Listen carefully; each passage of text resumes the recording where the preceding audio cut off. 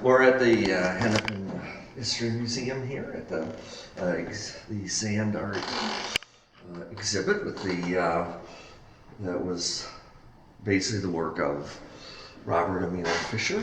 And what he did is he took sand from the St. Peter sandstone at Minnehaha Falls, different colors there you can see, and then he would use his various tools and pack the sand grains into these bottles and sometimes upside down drug jars and create all these nice patterns. And if you look over here, then you can see this is Minnehaha sand, and he would sell these at Minnehaha Falls, just for make some money, had a little concession there.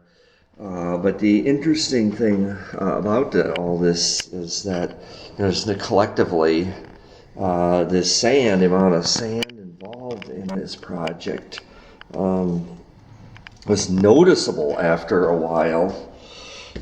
And if you look at this picture down here, you can see him in what was called the Sugar Cave. This is a photograph, and there it is today. And so this is where, actually it hollowed out the sandstone enough to create this, a cave that's basically just large enough for you to get in out of the rain from nowadays. But it is an interesting place, so we're going to go down there and have a look at the historic Sugar Cave, and again named after the sandstone with this fine sugary quality. Here we are at the beautiful Sugar Cave on the banks of Minnehaha Creek at Godfrey's Point. And this is where Robert Fisher came to collect the sand for his sand art.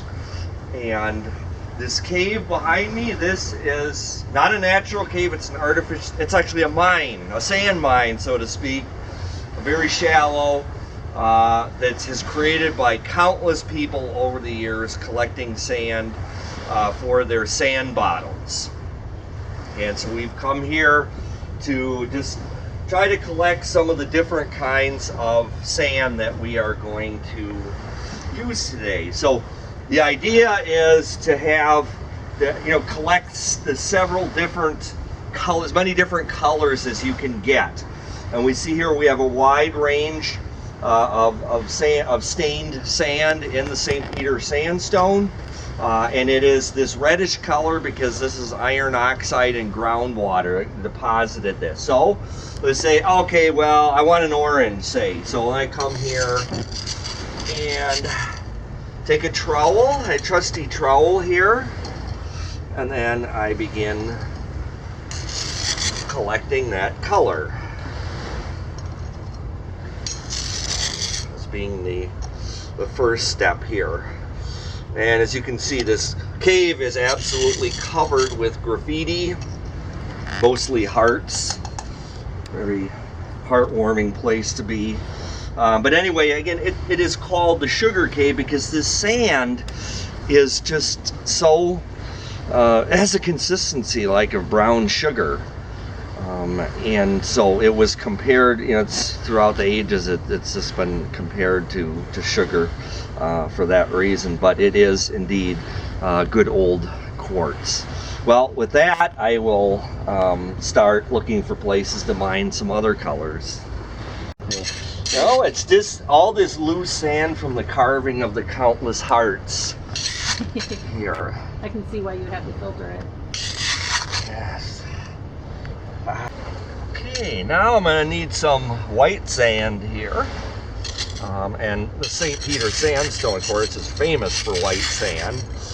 It just so happens that the reddish pigments in the St. Peter sandstone are confined to the uppermost part of it. Most of the lower 2/3 of the St. Peter is just going to be pure snow white, basically.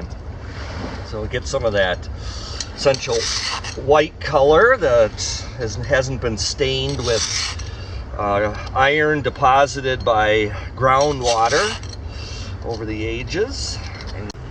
Okay, well, we've collected some different colors of sand here. various shades of red from the iron oxide and the sandstone. I got some greens from the Glenwood Shale above, and of course white, which is the natural color of the St. Peter. But we can't just start making the sand art immediately. Well, there's an additional step in the middle here, and that is that we have to filter it, because when you're digging this sand out of the bluff, you get all kinds of dirt in there, dirt and bugs and pieces of moss and so on in there.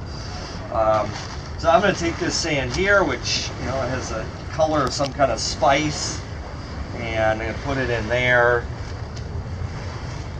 and we are going to filter that out, and this will help get the proper grading of the sand also. Just shake that through there, and then when we've filtered it out, then I'm going to come over here to our straight-sided bottle. I have my chopsticks here, and I'm working on this, creating my sand art. But what we're finding here is that the sand is just a little bit too damp, and it is not really working exactly as it should. And I think also one of the things is the grain size is not exactly what it's supposed to be. One of the things I will say about sand art in general is that the early stages of it, like this, is just like,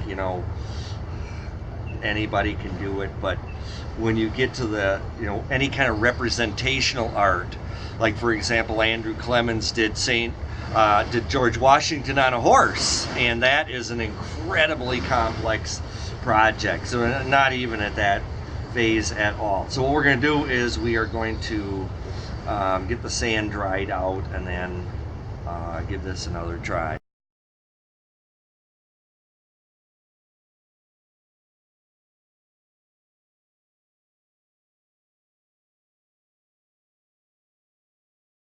So we're at Sugar Cave, and I think that they may call it Sugar Cave with all these hearts for being kind of a lover's cave. And we were able to get all these samples of different colors of sugar, from sand here, from Sugar Cave. And I thought that I would just eat some sand? Eat some sand, why not? If they call sure, it eat that sand. Very sweet. It's a joke. Look at this, look how beautiful it is. God.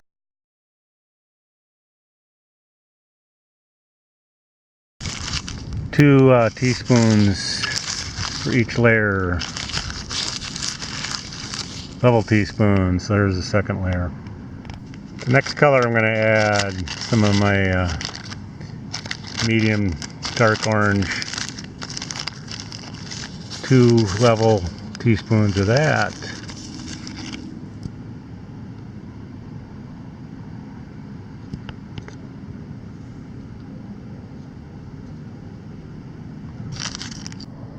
Go ahead and follow the wall down with my stick, just eyeballing stuff here. So there we go, another one. 3. Go ahead and make another one.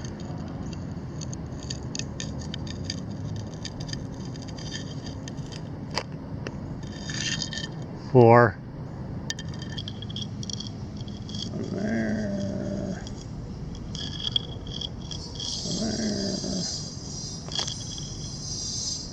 So there we have it, folks. Backside, just normal alternating banding. Other side a little more complex.